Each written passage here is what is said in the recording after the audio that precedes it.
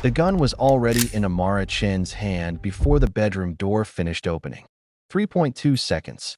That was how long it took her to assess the threat, calculate the trajectory, and decide whether the man standing in the doorway of her honeymoon suite deserved to die tonight. Dante Okafor stood there in his wedding tuxedo, tie loosened, holding 2 glasses of whiskey like he hadn't just married a woman who could kill him 6 different ways before the ice in those glasses melted. He didn't flinch. That was her first problem. Most men flinched when they saw a Glock pointed at their chest. Most men stumbled backward, raised their hands, started bargaining for their lives with promises and apologies and desperate explanations. Dante Okafor just looked at the gun, then at her face, then back at the gun with the kind of casual interest someone might show a piece of abstract art they didn't quite understand but found mildly intriguing. "That's a Czech CZ-75, he said, his British accent making even gun identification sound like a wine tasting. "Excellent choice. Reliable, accurate, and the weight distribution is superb. My security team uses the same model." He stepped into the room and kicked the door shut behind him with his heel. "Though I have to say, pulling a weapon on your husband on your wedding night is a bit dramatic, even by my family's standards." Amara didn't lower the gun. Her finger stayed near the trigger, not on it. Never on it until the decision was final, but close enough that muscle memory could finish the job in 0.4 seconds if needed. She'd been trained by the best. 3 years at Quantico before the Ledger Accord recruited her. For successful assignments before this one. For marriages. For dismantled criminal empires. For men who never saw her coming until it was too late. But Dante Okafor was already looking at her like he saw everything. "You didn't answer my question downstairs," he continued, setting both whiskey glasses on the antique dresser that probably cost more than most people's cars. The Okafor estate in Mayfair wasn't just wealthy, it was generationally, obscenely, criminally wealthy. The kind of wealth that came from blood diamonds and conflict minerals and human suffering packaged into neat little charitable foundations that made the British press write glowing profiles about philanthropic African princes. "So I'll ask again, Mrs. Okafor." He said her new name like he was testing how it tasted. "Do you want the truth or the version that keeps you alive?" She should shoot him. That was protocol. Compromised operative, hostile awareness, immediate termination and extraction. Marcus Webb, her handler, had been explicit in the briefing 3 weeks ago in that musty bookshop in Camden that smelled like old paper and older secrets. If the target's suspects, if the cover is blown, if there's any indication the mission is compromised, you pull the trigger and you disappear. The Ledger Accord would handle the cleanup. They always did. But Dante wasn't moving like a threat. He was moving like a man who'd been expecting this exact moment and had already decided how it would end. Amara lowered the gun. Not because she trusted him, but because the calculation had shifted. Dead, he was useless. Alive and talking, he was either the biggest mistake of her career or the key to everything she'd been sent here to find. "The truth," she said. Dante smiled. It wasn't a nice smile. It was the smile of a man who'd just won a bet he'd placed against himself. "The debt your family allegedly owes mine? It doesn't exist. My mother fabricated it 6 months ago using forged documents and a shell company in Singapore that she thinks I don't know about." He picked up one of the whiskey glasses and took a slow sip, watching her over the rim. She needed a reason to arrange this marriage that wouldn't raise questions in certain circles. A debt settlement between Chinese and Nigerian business families? Perfectly reasonable. Perfectly boring. Perfectly unworthy of investigation. Why would she need to arrange your marriage at all? Amara kept the gun visible, but pointed at the floor now. A compromise between threat and conversation. Because Victoria Okafor doesn't do anything without 3 backup plans and a profit margin, Dante said. His voice had gone cold when he said his mother's name. "She's testing me. She's been testing me my entire life. But this time the test has stakes. She knows what I've been doing for the last 5 years. She knows I've been building a case against her. She knows I want out of the family business. And she wanted to see what I'd choose when she put something valuable in front of me and told me to destroy it." Amara's mind was already cataloging every word, every micro-expression, every detail that Marcus would demand in her report. This wasn't how targets were supposed to behave. They were supposed to be arrogant, stupid, blinded by their own invincibility. They weren't supposed to be self-aware. They definitely weren't supposed to be 3 steps ahead. "You think I'm the thing she wants you to destroy?" Amara said. "I know you are." Dante set down his glass and started unbuttoning his shirt. For a moment, Amara's hand tightened on the gun again, but he wasn't being threatening. He was being practical. He turned around and pulled the shirt off his shoulders. His back was covered in scars. Not random scars. Methodical ones. The kind that came from discipline, from punishment, from lessons taught with belts and canes, and whatever else was close at hand when a child stepped out of line. Some were old, faded to silver against his dark skin. Some were newer, still pink at the edges. "My mother believes in consequences," Dante said quietly. "She believes that pain is the most efficient teacher.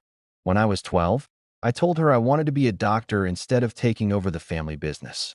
She broke 3 of my fingers and made me set them myself.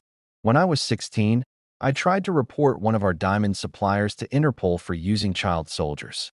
She locked me in our basement for 2 weeks with nothing but water and made me listen to recordings of what happened to the informant I tried to protect." He turned back around, his chest bare now, and Amara could see more scars there. Cigarette burns, knife wounds, a patchwork history of a childhood that had taught him exactly what happened when you defied Victoria Okafor. "So when she told me I was marrying a woman from the Chun family to settle a debt, I knew she was lying," Dante continued. "And when I had my own people investigate you, Amara-chan, I found something very interesting. You don't exist. Not really. Your background is perfect. Too perfect. Your family history checks out on every database, every record, every document. But there's no depth to it. No childhood friends who remember you. No ex-boyfriends nursing broken hearts. No embarrassing photos from university. You're a ghost wrapped in paperwork." Amara said nothing. Her training was screaming at her to abort, to put 2 rounds in his chest and 1 in his head and be in a taxi to Heathrow before his body stopped twitching. But her instinct, the thing that had kept her alive through 4 other assignments, was saying something different. It was saying that Dante Okafor was the first target who'd ever actually seen her. "So here's what I think," Dante said, stepping closer. "Amara didn't raise the gun. I think my mother arranged this marriage because she knows your ledger accord. I think she's known from the beginning. And I think she's waiting to see if I'll protect the family by killing you, or if I'll do something else." "What's something else?" "Help you destroy her." The words hung in the air between them like a grenade with the pin already pulled. Amara had been in firefights, had been held at knife point in Moscow, had talked her way out of an execution in Caracas with nothing but a smile and a lie. But she'd never had a target offer to hand her exactly what she wanted before she'd even asked for it. "Why would you do that?" she asked. Dante's smile was bitter now. "Because I'm tired, Amara. I'm tired of being my mother's son. I'm tired of pretending that the money we donate to children's hospitals somehow balances out the children who died mining the diamonds that paid for those donations. I'm tired of being a monster with good PR." He picked up the second whiskey glass and held it out to her. "And because if you're here to destroy the Okafor syndicate, then we want the same thing. The only question is whether we're going to do it together or whether one of us is going to kill the other first." Amara took the glass. Her hand was steady. It was always steady. That was the first thing they taught you at the Accord. Steady hands, steady voice, steady heart, even when everything inside you was screaming. "I need to make a phone call," she said. "Of course. I'll give you privacy." Dante started toward the door, then paused. "But Amara, whatever your handler tells you to do, whatever protocol demands, whatever the smart play is supposed to be, just remember something. I've spent my entire life being my mother's weapon. I'm very good at recognizing when someone else is being used the same way. The Accord sent you here to marry me, so they could access files they can't get any other way. They're using you just like Victoria is using me. The only difference is they've convinced you it's for a good cause." He left before she could respond. Amara waited 30 seconds, then pulled out the encrypted phone from her hidden luggage and called Marcus Webb. He answered on the first ring like he always did. Like he'd been sitting there waiting for her to report that everything had gone wrong. Status, he said. No greeting. Never a greeting with Marcus. Compromised, Amara said. Target knows I'm a cord. Claims his mother Victoria arranged the marriage knowing exactly what I am. Says he wants to help me destroy her. Silence on the other end. Not shocked silence. Calculating silence. Marcus Webb had been running operations for 30 years. Nothing shocked him anymore. Is he playing you? Marcus asked finally. I don't know yet. Your assessment of his sincerity? Amara looked at the closed door, thinking about the scars on Dante's back, the coldness in his voice when he said his mother's name, the exhaustion in his eyes that she recognized because she saw it in her own mirror every morning. 70-30, he's telling the truth, she said. Those aren't good odds for staying alive. No, but they're good odds for getting what we came for. Another pause. She could hear Marcus breathing, could picture him in that bookshop surrounded by first editions and lies, weighing her life against the mission objectives like they were entries on a balance sheet. New objective, Marcus said. Make him fall in love with you. A man in love confesses everything. Get him to give you the Kimberly files himself. If he's telling the truth about wanting to destroy Victoria, he'll eventually hand you the evidence. If he's lying, he'll slip up and we'll know. Either way, you get closer to the target data. And if he's telling the truth and he's genuinely trying to help, then you use him until he's no longer useful, and then you disappear like you always do. He's still an Okafor, Amara. He's still complicit in everything that family has done. His guilt doesn't erase his crimes. The line went dead. Amara sat on the edge of the obscenely expensive bed in her obscenely expensive honeymoon suite and took her first sip of the whiskey Dante had poured for her. It was good whiskey. Single malt. Aged, probably older than she was. The kind of whiskey that blood money could buy. She thought about Marcus's orders. Make him fall in love with you. It was standard protocol for deep cover operations. Seduce the target, make them vulnerable, exploit the vulnerability, extract the intelligence, disappear. She'd done it before. 3 times before, actually. Marriage number 1 had been to Alexei Volkov, a Russian arms dealer who cried when he was drunk and told her about his daughter who'd died of leukemia when she was 6. Amara had held him while he sobbed and memorized the passwords he mumbled into her hair. The Accord had frozen $40 million in illegal weapons sales. Alexei was serving 20 years in a federal prison in Virginia. She'd never thought about him again after the divorce papers were filed. Marriage number 2 was Carlos Mendoza, a cartel banker in Mexico City who wrote poetry in a leather journal he kept hidden under their mattress. Bad poetry, but sincere. He'd shown it to her one night after they'd made love, vulnerable and hopeful like a teenager sharing his first song lyrics. She'd photographed every page while he slept. The Accord had used the coded references to dismantle 3 money laundering operations. Carlos had been found dead in his bathtub with his wrists slit. The official report said suicide. Amara had never asked what really happened. Marriage number 3 was James Chun, no relation despite the shared surname, a cybercriminal who ran a dark web empire from a penthouse in Singapore. He'd been smart, careful, paranoid. But he'd loved her cooking. That was his weakness. She'd made him dumplings every Sunday, and he'd talked about his childhood, about his mother who'd worked 3 jobs to keep him in school, about how he'd started hacking to pay her medical bills, and then couldn't stop because the money was too good. Amara had poisoned the dumplings with a slow-acting sedative, copied his encrypted drives, and was on a plane to London before he woke up. The Accord had taken down his entire network. Last she heard, James was in a maximum security prison in Thailand where they didn't care about things like due process or humane treatment. 3 men, 3 broken hearts, 3 successful missions. And she'd felt nothing. That was the point. That was what made her good at this. The Accord had tested her psychological profile extensively before recruitment. Low empathy, high compartmentalization, excellent at forming surface-level emotional connections without actual emotional investment. A perfect weapon wrapped in a pretty face and a fake smile. But sitting in this bedroom drinking whiskey poured by a man who'd shown her his scars and offered to betray his own mother, Amara felt something crack in the armor she'd spent years building. It was small, barely noticeable, The kind of crack you might ignore because it wasn't structural, wasn't important, wasn't going to bring the whole thing down. Not yet, anyway. She finished the whiskey, put the gun under her pillow out of habit, and went to sleep alone on her wedding night. The next morning, Victoria Okafor summoned them to breakfast. The dining room was the kind of obscene that made Amara's forensic accountant brain start calculating tax evasion possibilities just by looking at it. Crystal chandeliers. Imported marble. A table that could seat 20 but was set for 3. Servants in actual uniforms hovering at the edges like props in a period drama. Victoria sat at the head of the table reading the Financial Times like it was scripture.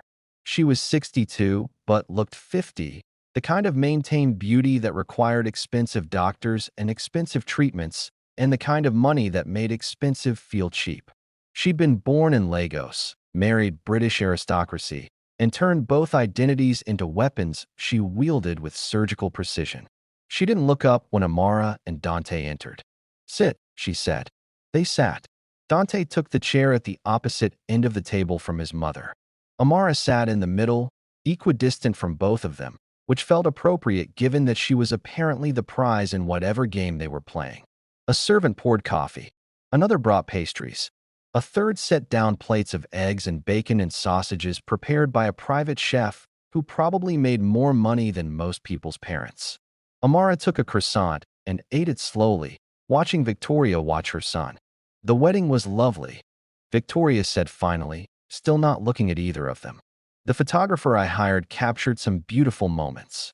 I've already had them sent to the society papers. By this evening, half of London will know that the Okafor and Chun families have united through marriage." She turned a page of her newspaper. "The business papers will speculate about mergers. The gossip columns will speculate about romance. And certain other interested parties will speculate about why a woman with Amara's particular skill set would marry into our family." Dante's coffee cup paused halfway to his mouth. Amara kept chewing her croissant like her heart rate hadn't just spiked. Victoria smiled without looking at them. "Did you think I didn't know, darling? I've known exactly what your new wife is since the day I arranged this marriage. The ledger accord isn't as subtle as they think they are. They've used the matrimonial auditor approach 17 times in the last decade. I've studied every single case. I know their patterns. I know their procedures. I know that right now, Amara has a handler she reports to, probably someone embedded in London, probably former intelligence services. I know she's been trained to seduce you, to make you trust her, to use your feelings against you until she has access to everything she needs to destroy this family." She finally looked up, her eyes meeting Amara's across the table. They were the coldest eyes Amara had ever seen, and she'd once watched a hitman kill a man's entire family while eating a sandwich. "The question," Victoria continued, "is what my son is going to do about it." Dante set down his coffee cup very carefully. "What do you want me to do about it, Mother?" "I want you to prove your loyalty. You've been wavering for years, Dante. Questioning the business. Questioning the methods. Acting like you have the luxury of a conscience when you've been living off blood money since the day you were born. This marriage is your test. Either you protect the family by eliminating the threat, or you prove that you're too weak to lead the Okafor syndicate." She picked up her own coffee, sipped it delicately. "You have 90 days. Either Amara Chin disappears, or you do." The silence that followed was the kind of silence that preceded violence. Amara's hand moved toward the concealed weapon in her jacket, but Dante was faster. He stood up, his chair scraping against the marble floor with a sound like a scream. "No," he said. Victoria raised an eyebrow. "No, I'm not killing her. I'm not disappearing. And I'm not playing your games anymore." His voice was shaking, but his eyes were steady. "You want to know what I'm going to do, Mother? I'm going to help her. I'm going to give her every file, every record, every piece of evidence she needs to destroy you. And then I'm going to testify against you myself." Amara's training was screaming at her to move, to extract, to get out of this house before the situation deteriorated further. But her instinct was saying something else. Her instinct was saying that Dante Okafor had just burned every bridge he had left, and the only direction he could run now was toward her. Victoria laughed. It was a terrible sound, like ice cracking over deep water. "Oh, darling, You think you're the first son who tried to betray me? You think I haven't planned for this?" She pulled out her phone and tapped the screen. "I have files too. Records of every transaction you've been involved in since you turned 18. Your signature on contracts. Your approval on shipments. Your account numbers on wire transfers. If the Okafor syndicate goes down, you go down with it. You're just as complicit as I am." "I know," Dante said quietly. "I've known for years that you'd make sure I couldn't escape without destroying myself. That's why I've been building my own case. Evidence that I was operating under duress. Psychological evaluations. Documentation of your abuse. Witness testimony from people you've hurt. I've been preparing for this conversation since I was 16 years old, Mother. I just needed the right partner to help me finish it." He looked at Amara. "So here's my offer. I give you everything. The Kimberly files. The Real accounting books. The shell company structures. The bribed officials. The blood diamond supply chains. Everything the Accord needs to dismantle the syndicate. In exchange, you help me put my mother in prison where she belongs." Victoria stood up slowly. She was small, barely 5'4", but she filled the room with her presence like a storm filling the sky. "If you do this, you'll lose everything. The money, the house, the name. The Accord will seize every asset connected to the family. You'll be penniless. I know. You'll be alone. I know. And you think that's better than what you have now?" Dante smiled, and for the first time since Amara had met him, it was a genuine smile. "Mother, I've been alone my entire life. At least this way, I'll be free." Victoria looked at Amara. "And you? Are you going to accept his offer? Are you going to trust the word of a man whose family has built an empire on lies?" Amara stood up. Her hand was steady. Her voice was steady. Everything was steady except the crack in her armor that was getting a little bit wider. "I'll need to confirm with my handler," she said. "But yes, if Dante can deliver what he's promising, we have a deal." Victoria nodded slowly, like she'd expected this, like she'd planned for this, like this was all just another move in a game she'd been playing since before Amara was born. "Then let me make something very clear to both of you," she said. "If you betray this family, I will destroy you. Not just legally, not just financially. I will erase everything you are and everything you love. I will make you wish you'd chosen differently. Do you understand?"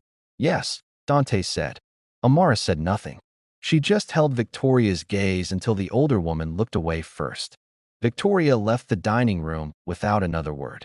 The servants followed her like a receding tide, and Amara and Dante were left alone with the wreckage of their breakfast and the beginning of something that might be an alliance or might be the worst mistake either of them had ever made. "That went well," Dante said dryly. Amara almost laughed. "Almost. I need to call my handler. Now, use my study. It's the only room in the house I'm certain isn't bugged. I sweep it myself every morning." He led her through the mansion to a small room that was shockingly normal compared to the rest of the house. Books, a desk, a window overlooking a garden. No crystal chandeliers. No imported marble. Just a space where someone could think. Amara called Marcus. "Status," he said. "Victoria knows everything. She's known from the beginning. She arranged the marriage specifically because she knew I was Accord. She's testing Dante's loyalty. He just publicly declared he's going to help me destroy her." Silence. Longer this time. "Is this a play?" Marcus asked finally. "If it is, it's the most elaborate play I've ever seen. He just forfeited his entire inheritance and threatened his own mother to her face. Either he's the best actor in the world, or he's telling the truth. And what's your gut telling you?" Amara looked through the study window at the garden where Dante was standing, his hands in his pockets, his shoulders tight with tension. She thought about the scars on his back, the exhaustion in his voice, the way he'd smiled when he said he'd finally be free. "My gut says he's telling the truth. My gut says he's been waiting for someone to help him escape his entire life. My gut says we can use this." "Your gut has been wrong before. Not on this scale." Marcus sighed. "All right. New operational parameters. Accept his offer. Let him give you the Kimberly files. But verify everything. Cross-reference every document. Assume he's holding something back until proven otherwise." And Amara, "Yes. Don't let him fall in love with you. Don't let yourself fall in love with him. This is still a mission. He's still a target. When this is over, you still disappear. Understood. Understood. She hung up and went to join Dante in the garden. He didn't turn around when she approached, just kept staring at something in the middle distance that she couldn't see. Your handler approved? He asked. Yes, with conditions. I expected conditions. What are they? We verify everything you give us. Cross-reference. Authenticate. Assume you're lying until proven otherwise. Fair enough. He finally looked at her. What else? Amara hesitated, then decided honesty was the better play. He told me not to let you fall in love with me. Dante's laugh was soft and sad. Too late for that, I think. The words hit her harder than they should have. Training said deflect. Professionalism said redirect. Protocol said maintain emotional distance. But the crack in her armor was getting wider, and something human was leaking through. We just met yesterday, she said. I know. Doesn't change anything. He turned to face her fully. I've been alone my entire life, Amara. Do you know what that does to a person? Always being the weapon, never being the one who matters. Always being the asset, never being the one who's valued. My mother has been grooming me to take over the syndicate since I was 6 years old. Every decision I've ever made has been calculated against her expectations. Every relationship I've ever had has been vetted for strategic value. Every moment of my life has been performance. He stepped closer. And then you walked into my wedding with a gun in your hand and murder in your eyes. And for the first time in 34 years, someone looked at me and saw exactly what I am. Not the heir, not the philanthropist, not the public face of the Okafor empire. You saw a target. And that was the most honest thing anyone's ever given me. Amara's throat felt tight. I'm still going to destroy your family. I know. I'm counting on it. And when this is over, I'm going to disappear and you're never going to see me again. I know that too. So what's the point of falling in love with me? Dante smiled. Maybe there isn't one. Maybe it's just another stupid thing I'm doing because I'm tired of doing smart things that make me miserable. Or maybe, for once in my life, I want to feel something real before it's taken away. Even if it's just for 90 days. He was right in front of her now, close enough that she could see the gold flecks in his brown eyes. Close enough that she could smell his cologne mixed with coffee and something underneath that was just him. Your handler told you not to let me fall in love with you, Dante said quietly. What did he say about you falling in love with me? The same thing. And are you going to follow that order? Amara knew the right answer. The professional answer. The answer that kept her alive and kept the mission clean and kept the crack in her armor from becoming a fracture. But instead, she kissed him. It wasn't strategic. It wasn't calculated. It wasn't the carefully orchestrated seduction of a target that she'd executed 3 times before. It was just a kiss, messy and human and real, and the crack in her armor split wide open. When they pulled apart, Dante was looking at her like she'd just handed him something he'd been searching for his entire life. We're both going to regret this, Amara said. Probably, Dante agreed. Your mother is going to try to kill us. Definitely. And when this is over, everything between us ends. I know. So what do we do now? Dante took her hand. His palm was warm against hers. Now we burn down my mother's empire and see what's left when the ashes settle. They walked back into the house together, hand in hand, 2 weapons pointed at each other who'd decided to aim at the same target instead. It was the worst decision either of them had ever made. It was also the only decision that felt like choosing themselves. If you're enjoying this story, don't forget to like this video and subscribe for part 2 where everything gets even more complicated. Trust me, you won't want to miss what happens next.